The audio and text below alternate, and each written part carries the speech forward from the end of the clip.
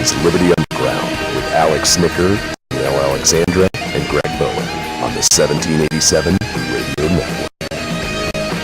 Well, good morning, Tampa Bay, St. Petersburg, Clearwater, the entire state of Utah, over there at in Tribly, Florida. Good morning over in Tribly for sure. Good morning up in Tallahassee as well. This is Alex Snicker, co-host, Liberty Underground, along with me.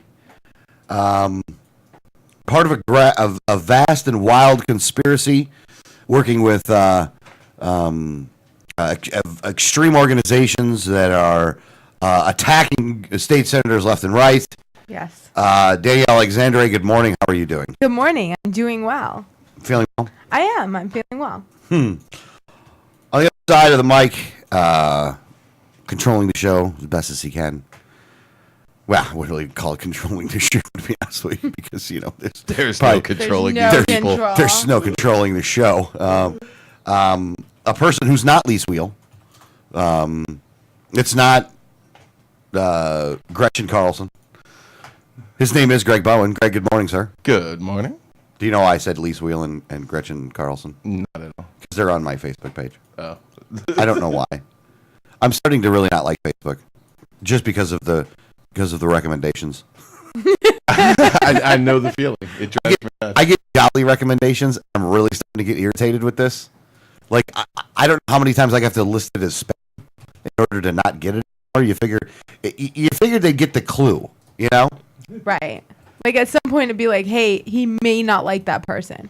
Yeah, right? Like, I may not be a fan of that person. So, I mean, I got no problem with the University of Phoenix or, you know, Infusionsoft or Udemy, but I got a problem with, I have a problem with David Jolly. I have lots of problems with David. You have lots of problems with David Jolly. One or two. There's not just one. There's many There's problems. many problems that I have with David Jolly. Yeah. But you know what, though? Today, we got bigger fish to fry. Yes, my issue is far surpassed by my issues with some other person. Yes. So, instead of trying to say that we're going to wait a while in order to go through this story, we're just going to go ahead and go through the story right now.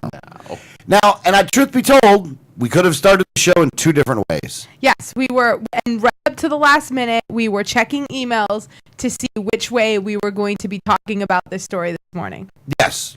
Now, and as it stands right now, just to make sure that we're very clear on this, I'm going to check again. Check again, just to make sure. Please check again, because I want to make sure that we're, that we're okay with this. I wouldn't want to be inaccurate. Right. Unlike Marion Hammer. So, and if you don't know who Marion Hammer is, she's the state chair of the NRA.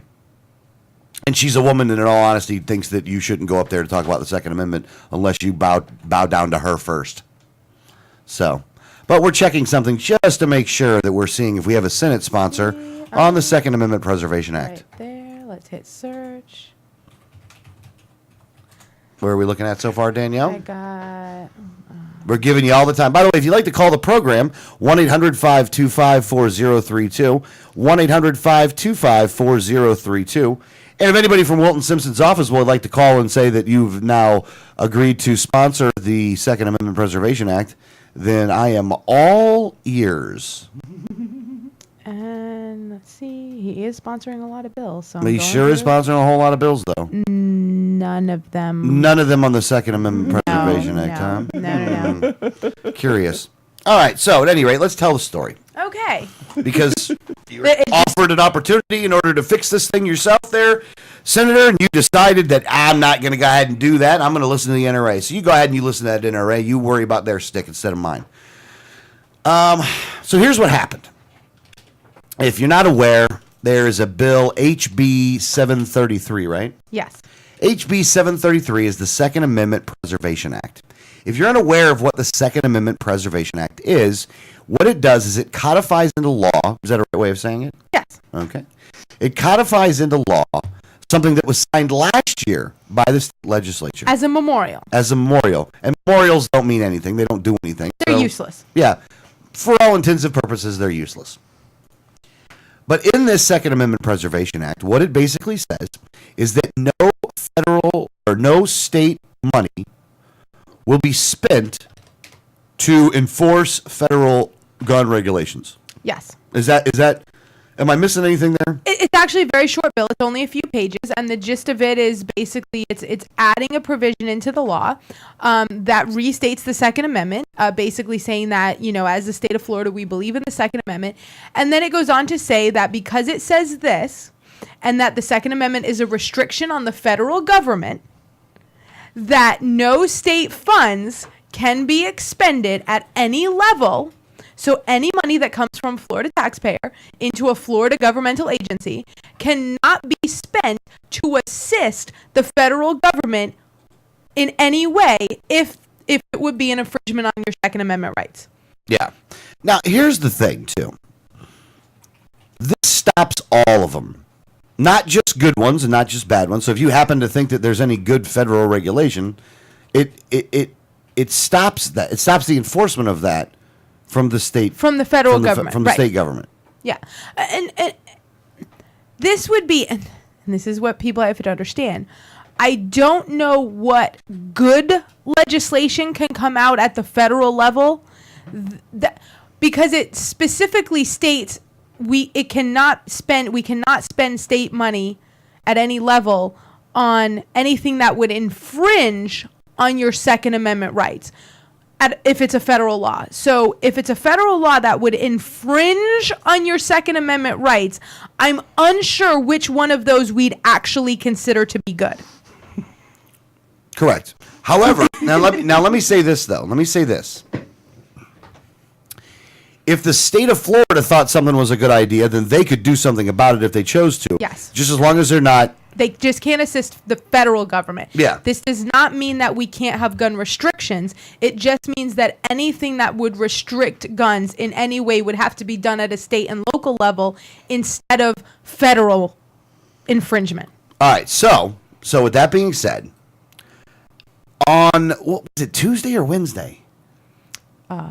I believe that would have been. Maybe it was Tuesday. I'm going to look it up, but I'm pretty sure that it was Tuesday. But I'm going to look it up just to make sure. February 25th is when it was. So is that Tuesday? That would have been Tuesday. All right. February 25th. 10th Amendment Center, truth be told, sends out an action alert saying to that we still don't have a sponsor on the Senate side. What happens is that you got to have a House sponsor, a Senate sponsor, and they both got the identical legislation has to be put forward. Right. And so you need both. Now, the one thing that happened is that this bill did make it in bill drafting because of Senator Greg Evers. What happened is you have to have, and this is some of those little nuances in how a bill becomes a law that people don't realize. To make a bill a law, you actually have to submit it to what's called bill drafting. Bill drafting takes yours and actually puts it into the format that's correct.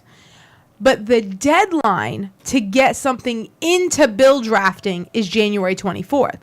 Even though the session starts on Tuesday, which would be March 4th, if you didn't have any new ideas into bill drafting by January 24th, it wasn't going to happen this session. There's no way to get a bill drafting number. There's no way to get anything done. The deadline was January 24th. Knowing that, because this isn't the first time anyone that was working on this has done this. Because this ain't our first rodeo. They did, and now Pardon the Tribly pun. Only members, which a member would be your House representative or your senator, they're the only ones that can submit a bill into bill drafting.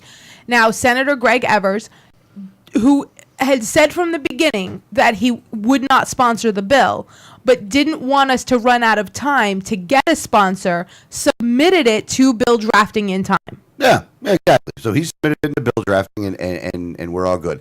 So we get to Wednesday. Now, Wednesday, we still don't have a sponsor for this bill because everybody up, all the state senators in Tallahassee fear the NRA. And the NRA, who did not specifically put something out in opposition to this bill, has, and now they claim, and she claims that she has not gone to senators, and she was very specific on the phone, so she did not call senators specifically to talk to them about this bill.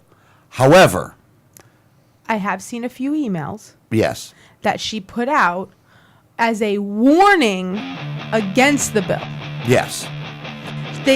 she basically in some emails has said, and this is just general emails, has basically said, while we're not taking a position for or against the legislation, we just wanted you to know that there could be some unintended consequences of passing this legislation.